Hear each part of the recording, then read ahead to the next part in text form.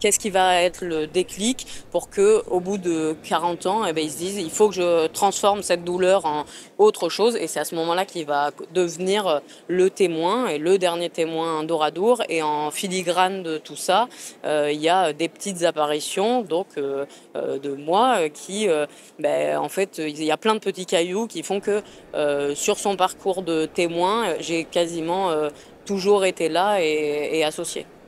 J'ai hérité d'Oradour sans hériter du traumatisme. Et puis, mon grand-père m'a tellement immergé dans tout dans Oradour, dans son entier vraiment, à partir de l'âge de 4 ou 5 ans, que c'est devenu naturel pour moi. Et donc, je ressens pas forcément un poids ou une charge. C'est une grande responsabilité, c'est certain.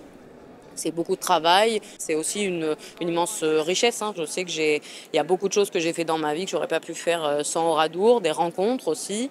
Voilà, ça en vaut la peine et c'est un très beau combat. Et aujourd'hui que mon grand-père est plus là, c'est aussi mon lien et puis le témoin de ma fidélité et de ma loyauté.